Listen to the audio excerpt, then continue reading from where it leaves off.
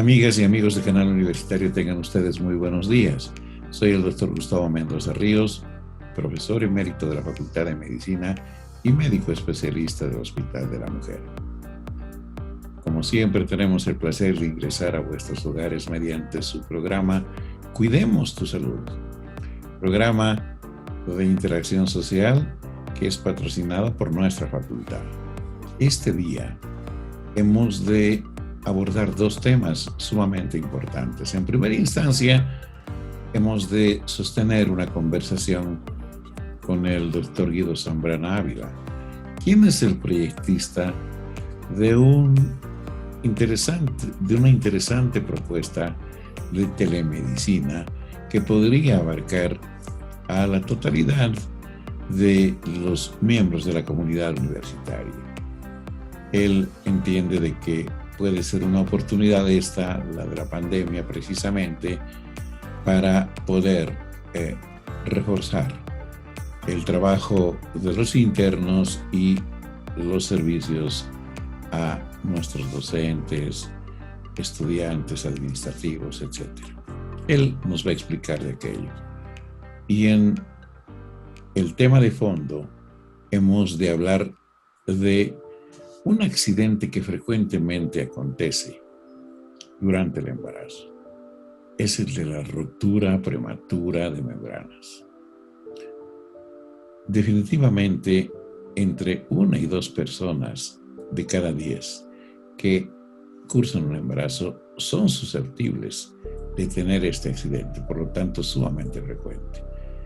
Y este accidente, que consiste básicamente en el vaciamiento del líquido que rodea al feto y que está contenido en las bolsas coreoamnióticas, han de afectar al feto y han de afectar a la mamá. Por eso hemos invitado a un profesor de la Facultad de Medicina, profesor titular de la Cátedra de Obstetricia de la Facultad de Medicina, el doctor Marco Vargas Terrazas. Con él hemos de hablar del tema. Dicho esto, distinguidos amigos, permítanme ir a un corte, por favor. En instantes vuelve la programación de TVU. Medidas de bioseguridad. Estas son medidas recomendadas por la Organización Mundial de la Salud para el uso correcto del barbijo. Las mascarillas no médicas deben usarse en lugares cerrados, como tiendas y oficinas. Recuerda lavar el barbijo de tela con detergente y agua caliente o hirviendo durante 1 minuto al menos una vez al día. Las mascarillas de 3 capas deben usarse en lugares al aire libre. La Organización Mundial de la Salud no recomienda el uso de barbijos con válvulas de exhalación, ya que al abrirse para facilitar la respiración, permiten el ingreso del virus. Cuando recibas visitas debes usar barbijo y mantener o no tu sana distancia. Cuando realices actividad física intensa no es necesario el uso del cubrebocas, ya que este disminuye la capacidad de respiración.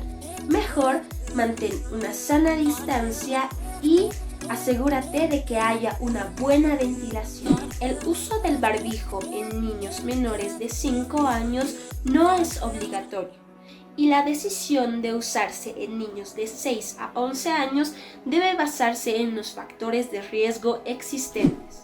Los visores o caretas son una medida adicional al barbijo. Deben cubrir los lados de la cara y debajo del mentón. Sé responsable, la salud de tu familia está en tus manos.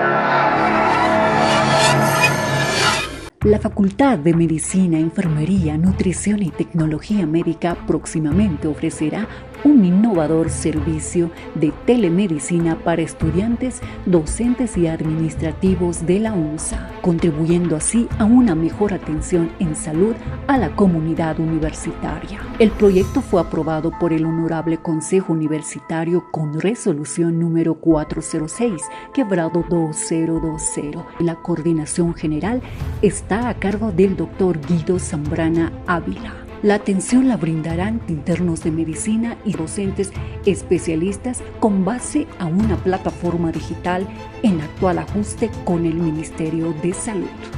Porque tu salud es importante para nosotros.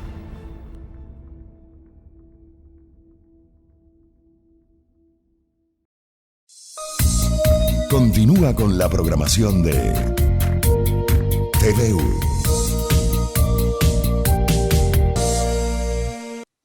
Amigos, como lo habíamos anunciado, estamos con el profesor Dr. Guido Zambrana Ávila. El profesor Zambrana es profesor emérito de nuestra facultad y ex autoridad de la misma. Desempeñó la primera autoridad y el último cargo que estuvo ejerciendo es el de director de la Oficina de Educación Médica.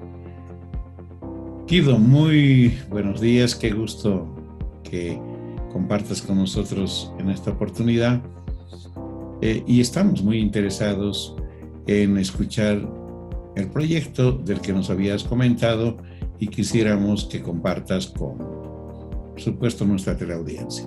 Tu saludo primero, por favor. Bueno, un gusto compartir con ustedes y acercarme a la teleaudiencia de este programa que lleva ya tanto tiempo brindando a la población información sobre salud. De manera que para mí es muy satisfactorio poder presentar algo que corresponde a un servicio que hemos creado en la Facultad de Medicina con aprobación del Consejo Universitario y que responde al denominado Servicio de Telemedicina para la Población Estudiantil, Docente y Administrativa de la UNSA. Su origen está en que, como ustedes saben, nuestros internos realizan un trabajo asistencial en los hospitales y centros de salud a toda la población en general, en los diversos hospitales. En nuestro caso, como recordarán, tuvimos que suspender el internado rotatorio por razones de la pandemia y eso determinó que se pensara en cómo hacer participar al estudiante de internado rotatorio en actividades que pudieran ser de beneficio a la población, pero también de beneficio a su formación. Y estos son los antecedentes. El internado rotatorio es la modalidad de titulación que dura 1 año en los hospitales y centros de salud. Nuestros alumnos de último año pasan por los hospitales durante 1 año rotando por los diferentes servicios en una práctica profesional que es la modalidad de titulación. La pandemia hizo que se suspenda esta actividad desde marzo del pasado año, como ustedes conocen. Este servicio tiene además un componente comunitario. Se pasa 3 meses en el sector o en la región rural de manera obligatoria. Tuvimos el riesgo de que el internado rotatorio no se realizara el 2020 y se tomaron medidas de salvataje que permitieron que se produjera la actividad de internado rotatorio. Igual esta gestión tuvieron dificultades, pero felizmente se ha ido retomando la actividad asistencial gradualmente del internado rotatorio. Pero la pandemia demostró también la incapacidad institucional de la UNSA por el volumen de atención y otras causas para atender el COVID en particular. Y la población universitaria, los estudiantes de la UNSA quedaron hasta cierto punto abandonados por efecto de la pandemia en cuanto a la atención de su salud. La población docente administrativa felizmente tiene el seguro, aunque el seguro también tuvo momentos de estar colapsados, resultó precaria la atención y a veces inoportuna por la sorpresa de la pandemia y también por limitaciones institucionales. El pretender implementar un programa serio de telemedicina en el Seguro Social Universitario también fracasó por las mismas razones. Entonces sí hay una atención de telemedicina que nos dicen que funciona con algunas limitaciones. Entonces esto determinó que dentro de un programa de fortalecimiento al internado rotatorio, que tenía como objetivo coadyuvar a la formación del internado en medicina en la gestión 2020, incorporando la modalidad virtual a sus actividades de capacitación y servicio a la comunidad. Es decir, hay un componente que es mejorar, brindarle elementos que le permitan una mejor capacitación, pero también que pueda de alguna manera acercarse a la comunidad dentro de la interacción social, que es un componente en su formación. Y este componente de interacción social que los realiza el interno en la comunidad en su servicio social rural obligatorio también quedó limitado. Por eso es que pensamos en que podríamos adoptar las tendencias que se han ido dando con fuerza por la pandemia, lo que corresponde a atender a los pacientes a distancia con el concepto de teleconsulta, teleinformación y teleorientación también. Inicialmente se pensó más sobre el COVID, ¿no? Pero después de esta condición básica, que es solo información y consulta, y orientación, puede llegarse al diagnóstico y tratamiento, incluso a distancia, en el concepto más amplio de telemedicina, y actualmente incluso se habla de hospitales virtuales que pueden prestar todos los servicios dentro de las limitaciones que significa la distancia, ¿no? El servicio institucional de la UMSA consolidado y permanente es lo que pretende servir en un programa que es el que estamos presentando. Es decir, hay recursos humanos reitero que puede llegarse a hospital virtual, es la perspectiva posterior. Por lo pronto pensamos iniciar con teleconsulta, información y orientación. Más adelante llegaremos a esta instancia. Cuando esté consolidado, a lo mejor pensar en un hospital. Entonces, un proyecto que no solo ha sido concebido para el COVID o para esta fase de la pandemia, sino también para quedar como un servicio universitario desde la Facultad de Medicina, con aval de la UMSA, con interacción también con la carrera de psicología, que tiene un programa igualmente de atención a distancia en contención psicológica, orientación psicológica, permitirnos brindar sobre todo atención a distancia a los estudiantes. La población que estimamos atender son los 2.500 docentes que tenemos actualmente, que están asegurados, pero que están en nuestro enfoque, 1.500 más o menos trabajadores administrativos, y esta suma de 79.000 estudiantes aproximadamente es nuestra prioridad. O sea, nosotros orientaremos el servicio principalmente a los estudiantes, debido, reitero, a que docentes y administrativos tenemos seguro, y aunque los estudiantes tenían el denominado PROMES, ha sido insuficiente, ahora está en suspenso, y eso nos orienta a que primero debemos pensar en el estudiantado que está poco atendido. Asimismo, de esta población tendrán acceso sus familiares de esta comunidad docente, estudiantil y administrativa de la UMSA. ¿Qué fortalezas tenemos nosotros para el proyecto? Primero, que tenemos una población cautiva en calidad de comunidad académica, que está registrada, que es parte de la comunidad universitaria. Esta población está registrada, aunque algunos están asegurados, ¿no?, como lo mencionaba, y tenemos como fortaleza 300 internos que trabajarían supervisados por sus docentes especialistas. Esta cantidad de recursos humanos no tiene ningún programa de telemedicina. Es lo más difícil de conseguir y es lo más difícil con que se puede contar. Además de estos internos, se estima que existirían 100 especialistas docentes que realizarían esta actividad de supervisión a los internos en turnos con telemedicina, y esta su actividad sería reconocida como la actividad de interacción social, que está dentro de las funciones docentes, además con la máxima calificación en ese rubro. Hasta el presente ya estamos cercanos a los 100 especialistas, que son docentes nuestros, que ya se han registrado. Por esta razón de que lo más caro, que es recursos humanos, lo tenemos cubierto por nuestro propio personal, que cumpliría su función de interacción, los costos se bajan mucho y solamente se requería costos de diseño y gestión de la plataforma, ¿no? Es decir, construir la plataforma, y en eso hemos estado en algunas medidas tratando de conseguir algunas que existen, como la del Ministerio de Salud. Existe también una plataforma en construcción con psicología, precisamente con la carrera de psicología, y esto demanda todavía un tiempo. Todo lo demás ya lo tenemos preparado. La plataforma en la que va a funcionar el programa de telemedicina es el que todavía está en proceso de construcción o de selección, tal vez integrándonos al que tiene el ministerio, adecuar, o algún otro más que nos han ofrecido, o sencillamente construir la nuestra, que es lo que estamos intentando en el último tiempo.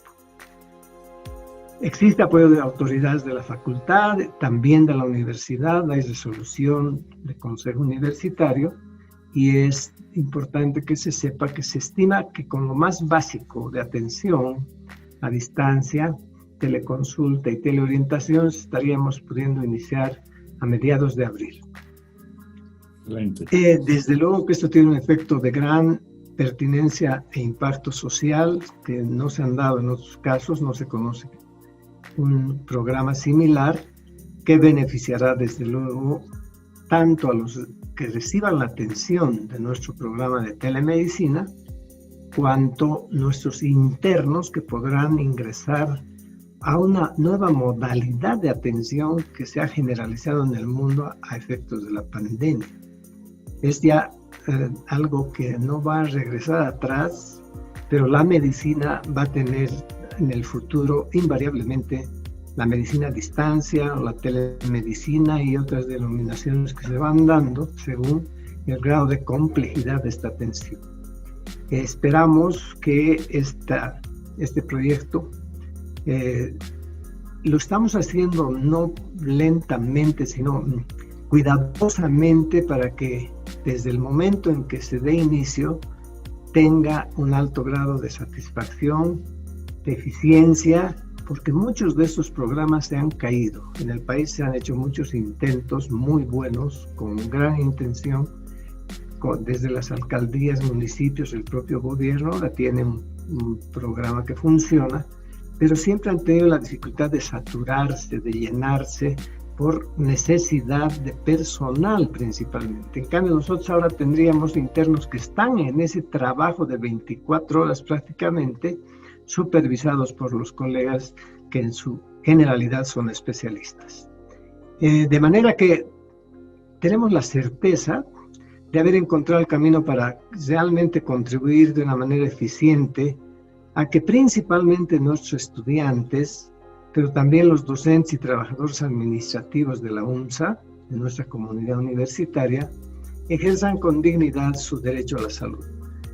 Seguro que contribuiremos aún cuando estén asegurados, aún cuando después tengamos el seguro para los estudiantes, que para eso existe otro plan también, y sean atendidos los estudiantes. La telemedicina estará presente como un servicio de la Facultad de Medicina de la UNSA.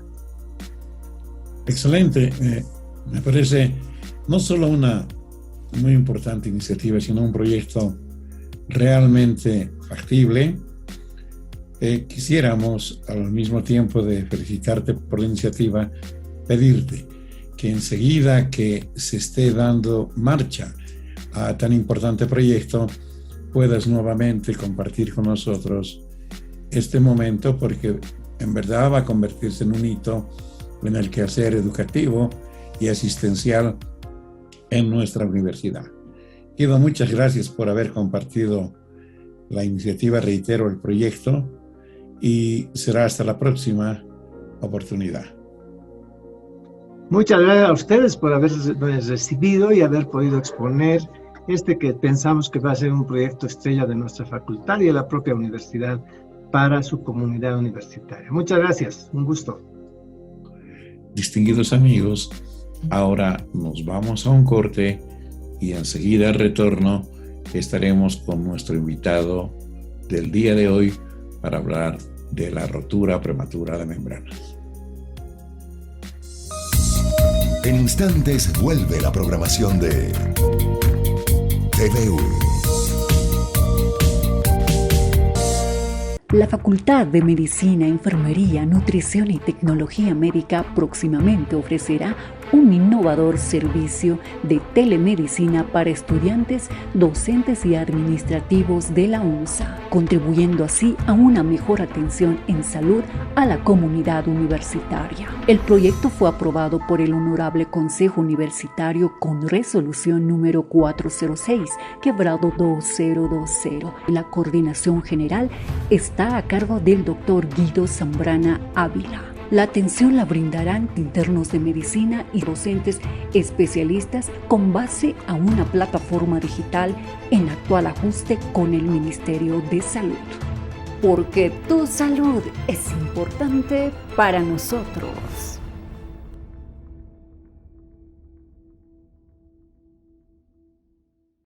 Medidas de bioseguridad. Estas son medidas recomendadas por la Organización Mundial de la Salud para el uso correcto del barbijo. Las mascarillas no médicas deben usarse en lugares cerrados, como tiendas y oficinas. Recuerda lavar el barbijo de tela con detergente y agua caliente o hirviendo durante 1 minuto al menos una vez al día. Las mascarillas de 3 capas deben usarse en lugares al aire libre. La Organización Mundial de la Salud no recomienda el uso de barbijos con válvulas de exhalación, ya que al abrirse para facilitar la respiración, permiten el ingreso del virus. Cuando recibas visitas debes usar barbijo y mantener o no tu sana distancia. Cuando realices actividad física intensa no es necesario el uso del cubrebocas, ya que este disminuye la capacidad de respiración. Mejor mantén una sana distancia y asegúrate de que haya una buena ventilación. El uso del barbijo en niños menores de 5 años no es obligatorio, y la decisión de usarse en niños de 6 a 11 años debe basarse en los factores de riesgo existentes. Los visores o caretas son una medida adicional al barbijo. Deben cubrir los lados de la cara y debajo del mentón. Sé responsable, la salud de tu familia está en tus manos.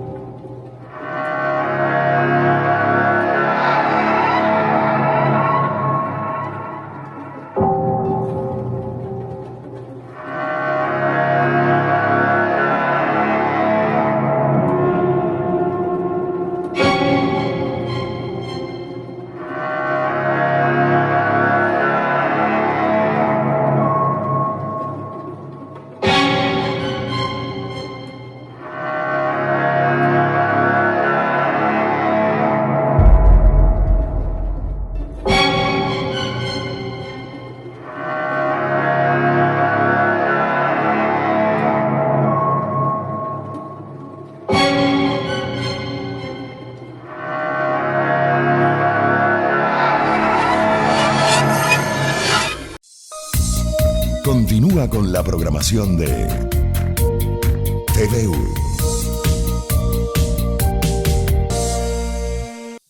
Distinguidos amigos, como lo habíamos anunciado precedentemente, está con nosotros nuestro invitado de hoy, el doctor Marco Vargas Terrazas. El doctor Vargas Terrazas es profesor titular de la Cátedra de Obstetricia de la Facultad de Medicina y médico especialista en ginecobstetricia. Él es una autoridad, por lo tanto, para hablar del tema. le hemos pedido, ya lo anunciamos también, que abordemos sobre este accidente tan frecuente, que es el de la ruptura prematura de membranas. Pero rápidamente permítanme presentarle y saludar al doctor Marco Vargas. Marco, buen día. Gracias por haber aceptado nuestra invitación.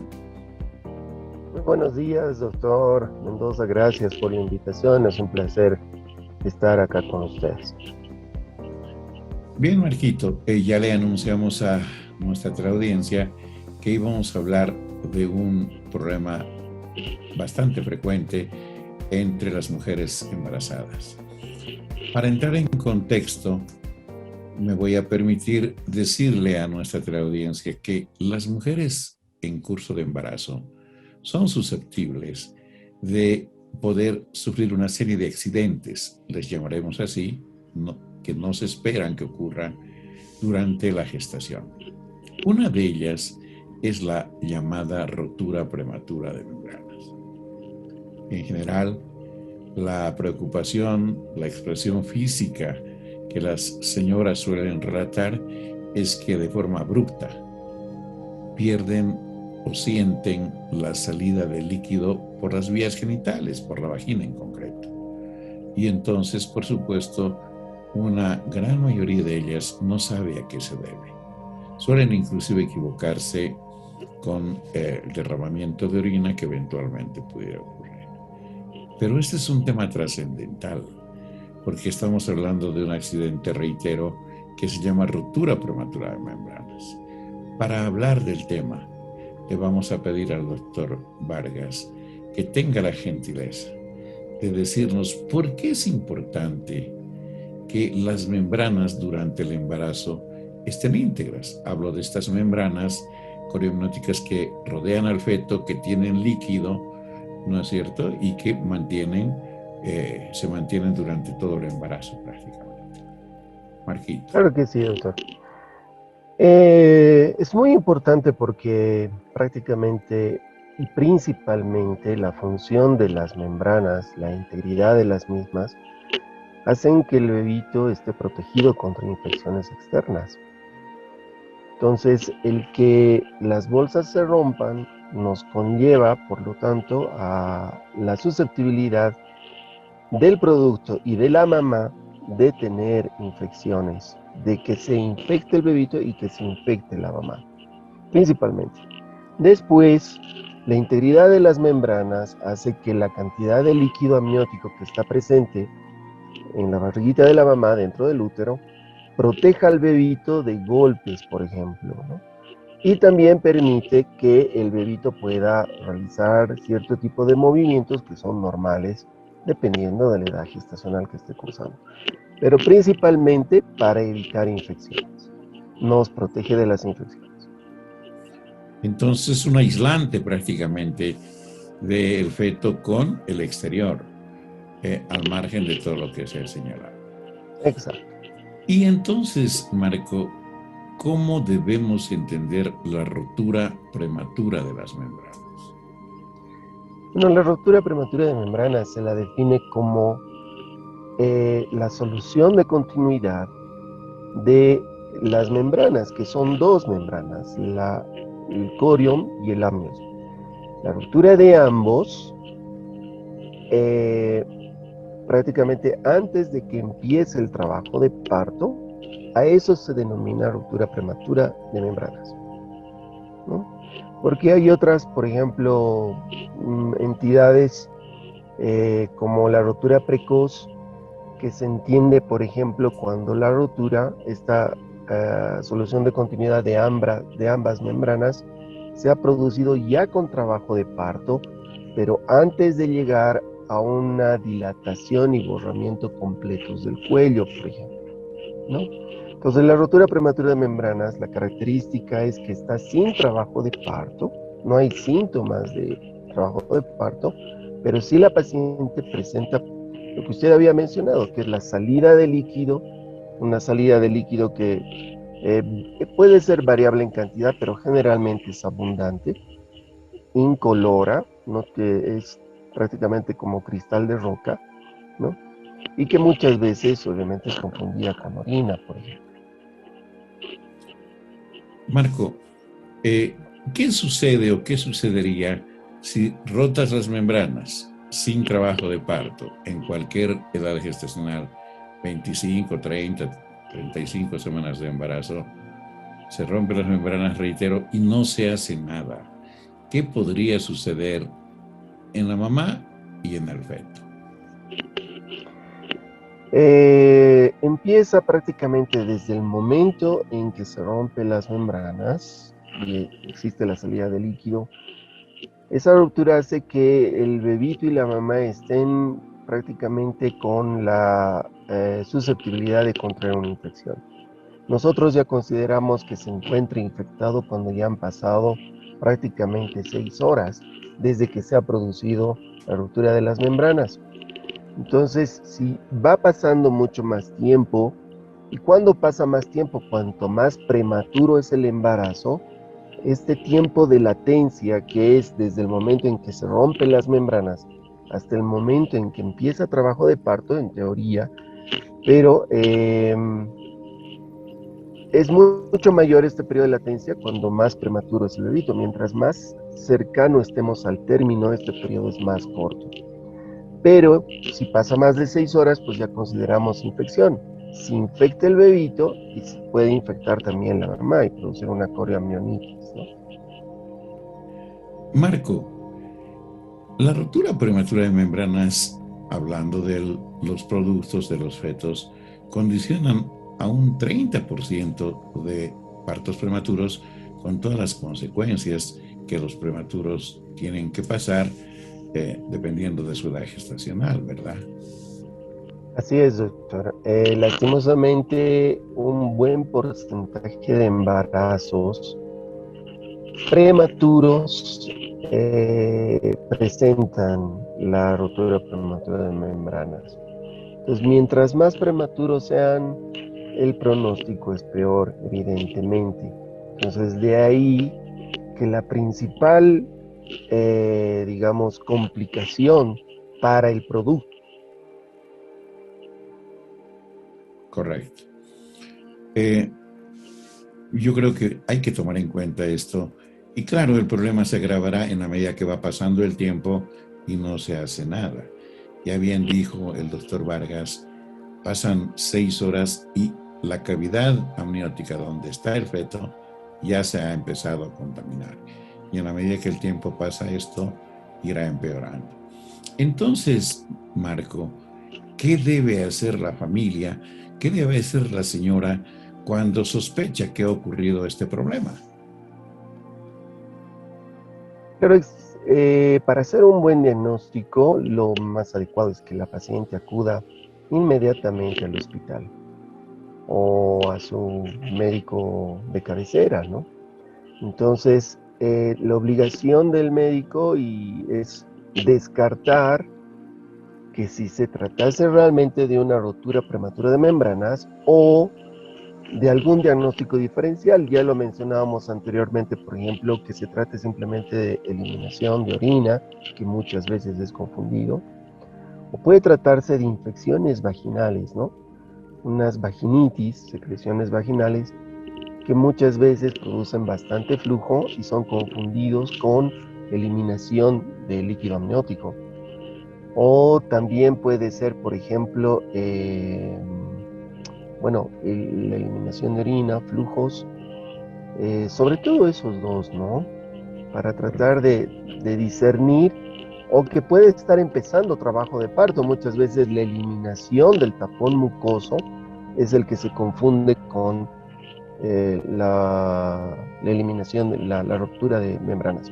En todo caso, si es que realmente se tratase de una ruptura prematura de membranas y se confirme el diagnóstico, pues estamos con un tiempo de latencia muy corto, ¿no? Desde que se ha producido la eliminación de líquido clínicamente hasta que ella acude al hospital. Entonces eso nos da un buen margen para que nosotros empecemos el tratamiento más adecuado para ella. En caso de que no acudiera y pensara ella que la paciente piensa y dice no, No debe ser líquido, tiene que ser, ha debido ser solo orina o estoy con un poco de flujo y ha sido el flujo. Ese es el error que mucha gente comete. Y cuando realmente se trata de una ruptura prematura de membranas, esto empieza a infectarse y el pronóstico para el bebé y para la mamá empieza a empeorar. Correcto. Entonces, distinguidos televidentes, es muy importante escuchar este criterio. Ante la sospecha de este accidente, de que se hayan roto las membranas intempestivamente, inesperadamente, antes de tiempo, hay que acudir inmediatamente al médico porque él va a hacer un diagnóstico correcto. De lo contrario, se va a afectar el feto y se puede afectar a la mamá. Y por supuesto, hay procesos infecciosos que pueden terminar con la vida del feto, al margen de su problema de prematurez, por ejemplo, que pueden haber. Los médicos en el hospital hacen una serie de manejos y tratamientos adecuados para cada caso. Solo para orientarnos, Marco, los médicos, ¿cómo confirman el diagnóstico de rotura prematura de membrana? De una forma muy sencilla, ¿por qué no nos explique, por favor? Cosa que no se puede hacer en el domicilio, que no se puede hacer a veces ambulatoriamente. Bueno, aparte de la anamnesis que se realiza a la mamá, preguntándole las características del líquido, etcétera, lo primero que hacemos al revisar a la paciente es a través de una palpación, un tacto vaginal. Prácticamente lo que hacemos es verificar si existe la salida del líquido amniótico. Pues para ello nosotros prácticamente elevamos la presentación fetal al feto y pedimos a la mamá al mismo tiempo que haga la maniobra de Valsalva, que es aumentar la presión abdominal para que se produzca y observar nosotros la salida del líquido. Después podemos realizar el test de cristalización, que es un test bastante simple, que es tomar el líquido que sale por la vagina, porque ese líquido puede ser líquido amniótico como puede ser como un flujo vaginal. Entonces, si fuese líquido amniótico, nosotros lo tomamos en un portaobjetos y lo llevamos al microscopio y se observan prácticamente cómo se forman unos helechos, porque ese líquido amniótico tiene sales y nos confirma la rotura de membranas. Finalmente, para confirmar tenemos la ecografía. Entonces en el hospital hacemos una ecografía y de esta forma ya no hay dónde perderse porque la ecografía nos confirma que hay una disminución del líquido amniótico y que nos estaría confirmando precisamente la ruptura de membranas. Correcto. Entonces, ante esta certeza, el médico procederá en consecuencia. Exacto. Y son muchas cosas, distinguidos amigos, los que los médicos hacen por la mamá y por el feto, que todavía está dentro del útero. Marquito, usted me confirmará, a lo mejor discrepará, pero básicamente usamos antibióticos, generalmente asociamos los antibióticos, nos fijamos luego en el feto, si está muy pequeño, hacemos algo para madurar el pulmón del mismo, para darle mejores condiciones de vida extrauterina y cuanto haya necesidad de hacer, ¿verdad? Ese es el procedimiento, para decirlo groseramente. Así es, exacto. O sea, prácticamente hasta las 34 semanas es el límite. Menores de 34 semanas les damos maduración pulmonar, etcétera, y más de 34 ya no, pero en todos utilizamos los antibióticos generalmente asociados y vamos determinando también con algunos laboratorios que nos van indicando si es que está apareciendo y algún signo de infección. Aparte que controlamos también la temperatura de la mamá, su presión arterial, su frecuencia cardíaca, que nos va a indicar también si es que está apareciendo algún signo temprano de infección, ¿no? para poder precisamente determinar el mejor momento para interrumpir ese embarazo y no esperar que se complique con una infección para el bebé, para la mamá. Correcto.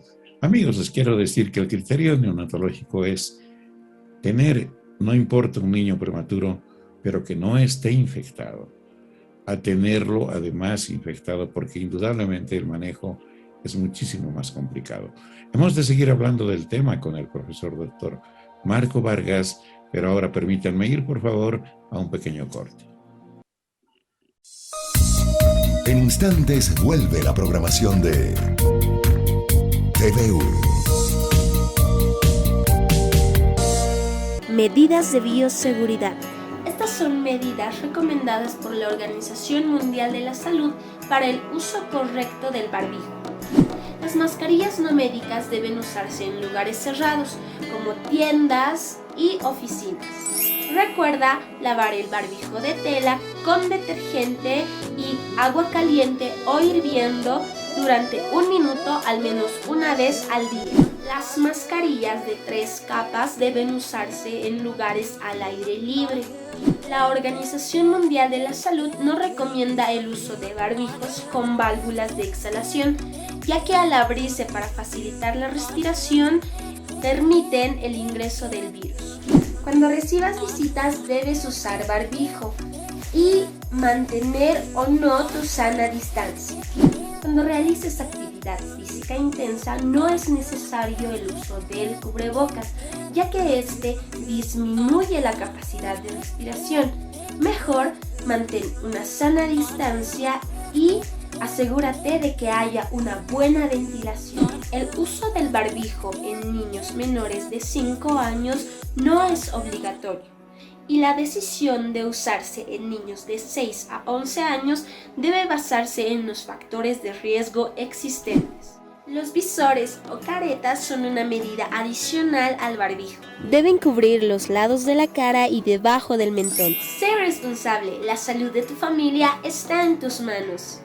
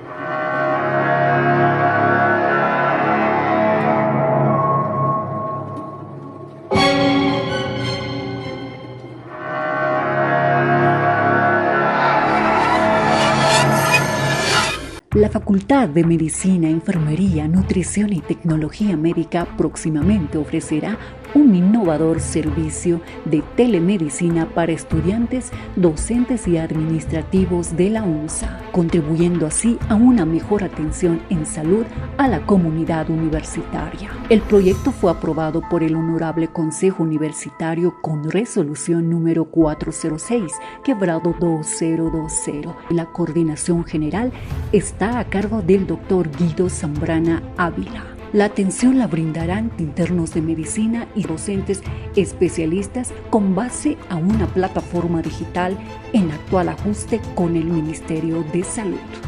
Porque tu salud es importante para nosotros.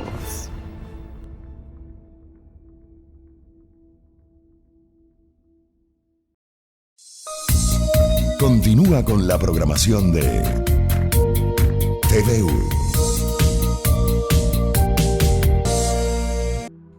Marco, tengo una interrogante.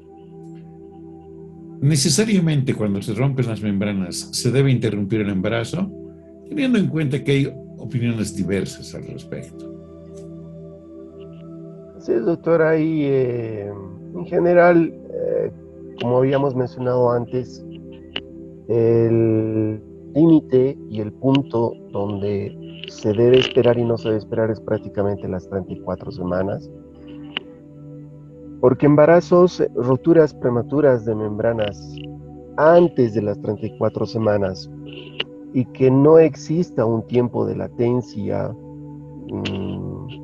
de varias horas, simplemente minutos, nos podría dar chance de que nosotros le hagamos una maduración pulmonar y tratar de que ese bebito crezca por lo menos una semana, y exagerando tal vez unos 10 días, por el riesgo que se tiene para el bebé.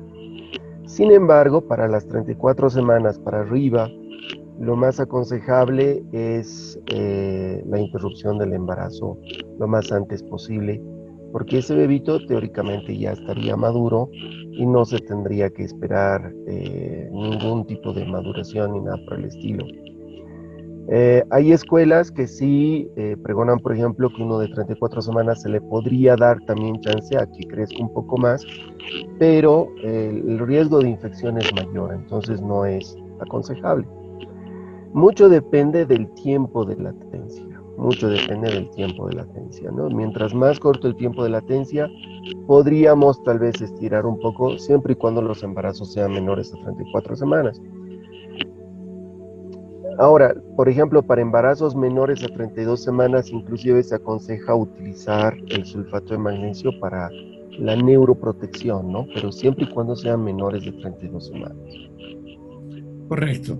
Amigos, hay criterios distintos, hay escuelas que defienden su posición, pero en términos generales nos atrevemos a decir que ante la rotura prematura de membranas se debe interrumpir el embarazo y que obviamente los médicos discuten con los familiares cuándo hacerlo, que como dice muy bien el doctor Vargas, puede ser pasadas 48, 72, algunas horas más, y por qué vía hacerlo.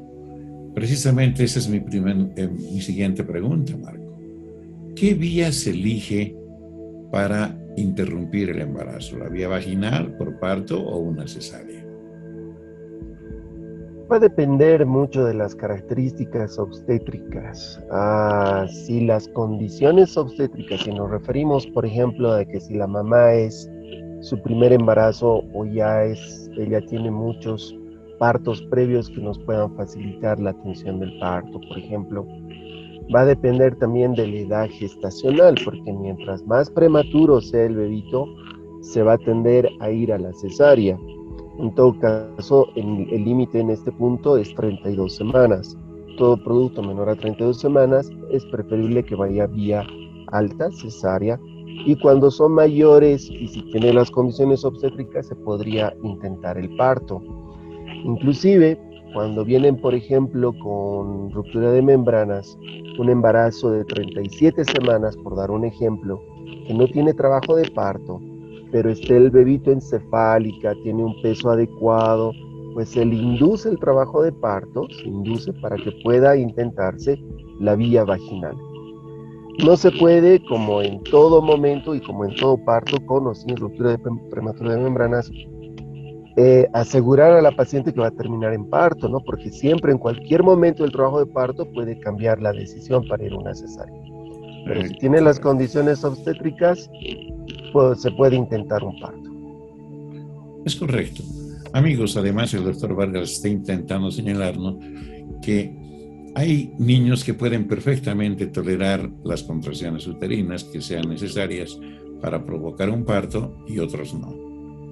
Y claro, los médicos monitorizamos a las pacientes para ver la evolución precisamente en el tiempo del feto y de la madre. Marco, para cerrar, la pregunta a lo mejor más complicada. ¿Cómo podemos prevenir, si es posible, este accidente? Porque han de haber algunos factores, presumo, que están presentes, a lo mejor a los que hay que controlar, evitar, en fin, coadyuvar con la gente para que no ocurra esto. Yo diría que es muy importante que hagan sus controles prenatales en forma precoz, en forma regular, no descuidarse de realizar los controles prenatales.